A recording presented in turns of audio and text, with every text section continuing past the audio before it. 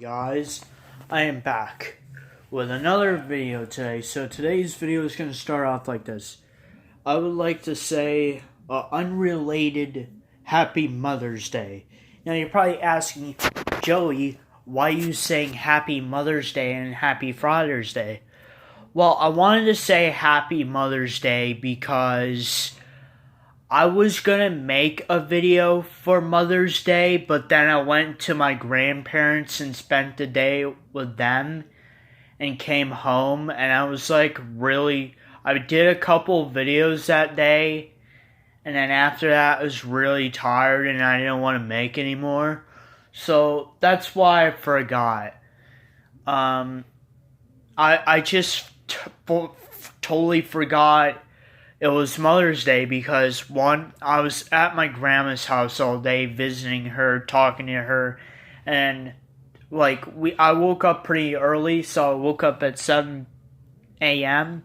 We drove 2 hours to get to Jamestown, saw our grandparents for a couple hours, we talked, and then we drove back home for another 2 hours. I get to jump to the crushed watermelon and all these different reviews in one video right when I got home, and then after that I was feeling really tired and I went to sleep really early, and yeah, that's why I would like to say unrelated Happy Mother's Day. Happy Mother's Day to every mother out there. I just wanted to shout that out real quick. But today I would like to say Happy Father's Day to everybody. Today's video is about how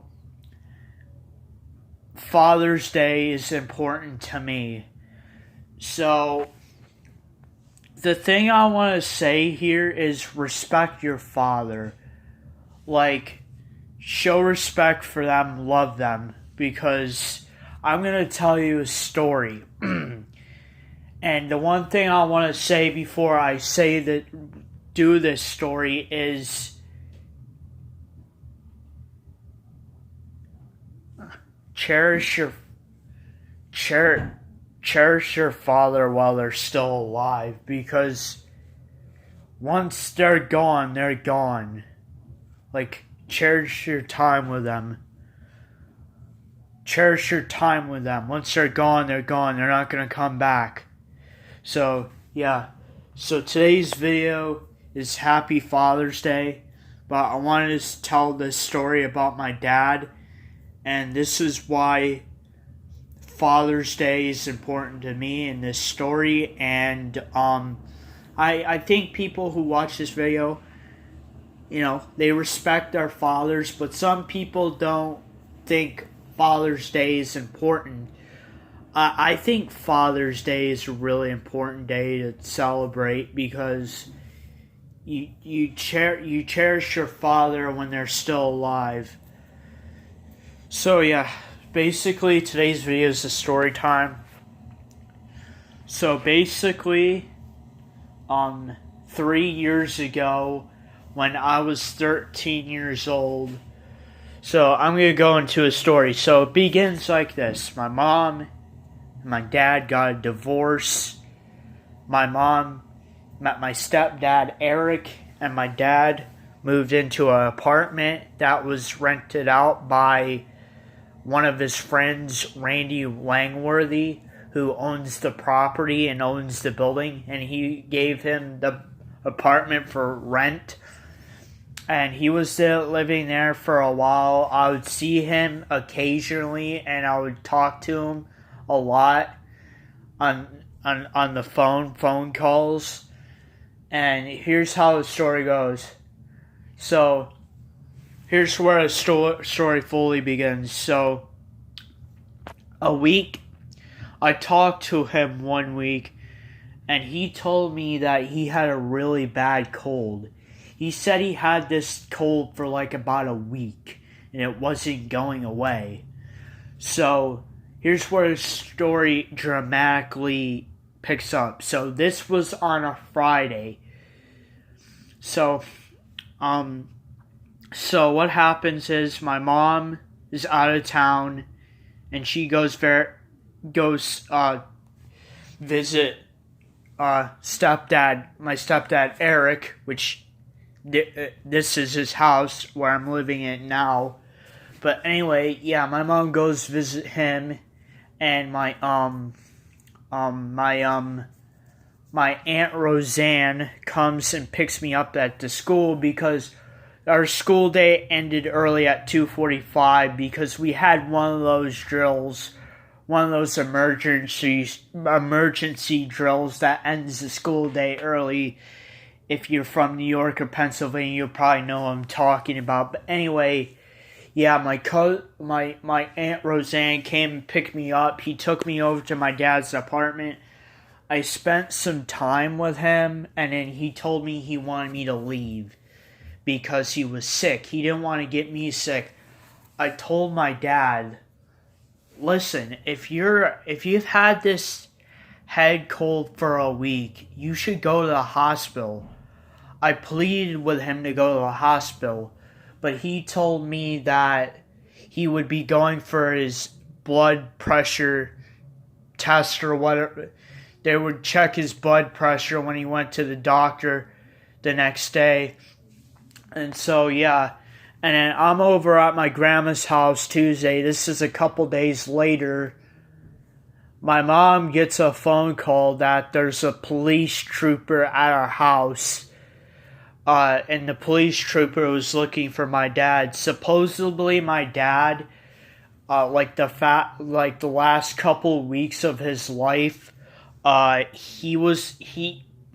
my mom and my dad got a divorce, he was on a bunch of dating apps, but he started talking to this woman who lived in a different state, and she called the Jamestown, New York police, and the police were looking for him, and the sheriffs, and we came home, my mom and me came home to our house, and we got the bad news that my dad died. I came outside to see what was happening, and this was the time when my Aunt Roseanne was living us for a little bit, for like about a year or so. She doesn't live with us anymore because we don't live in Jamestown anymore. We live in Newcastle, Pennsylvania. And my cousin and her boyfriend, John, Amanda and John, live at our house now.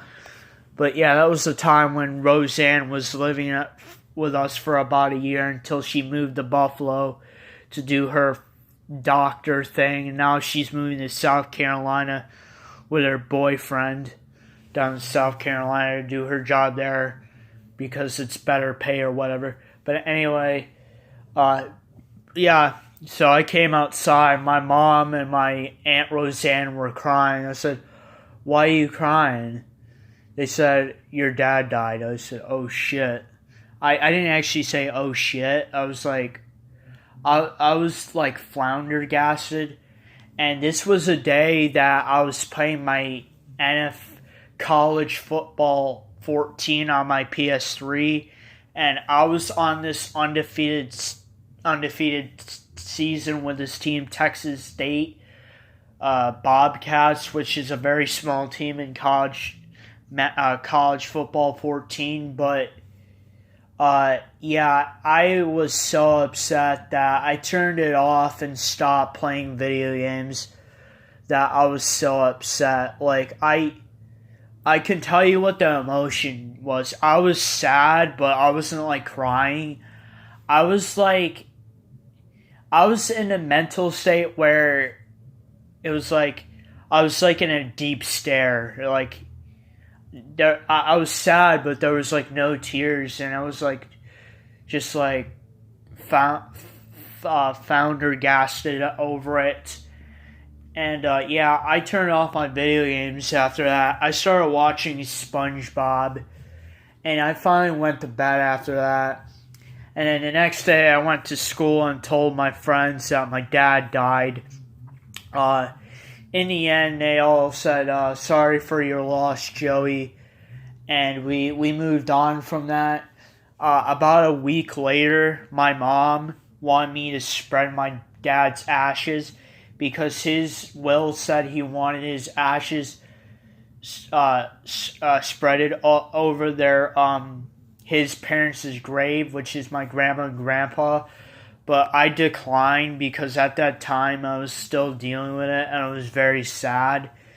And my mom said, "Well, you don't have to do this." So my dad's sister came and picked up the ashes, and she still has the ashes ever since. And we went over to our dad's apartment to get all that stuff out of there that my dad wanted me to have, and I took a lot of his stuff. Randy took some stuff, and my sister's dad took some stuff. Yeah, that's the story.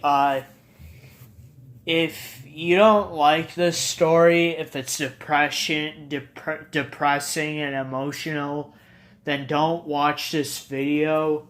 But happy Father's Day, everybody. I hope you're not sad by watching this video. The one thing I gotta say is Father's Days are very important to me, and I would like to say cherish your dad while they're still alive, because one day you don't know, they're just gonna slip like that. So, yeah. I'm not sad about talking about this story. I tell people this story all the time. And on Thanksgiving, there's going to be another story I'm going to tell about my dad, because that's the appropriate day to tell it. But yeah, if you guys like this video, please like, subscribe, and comment. I'll see you guys next time. Peace.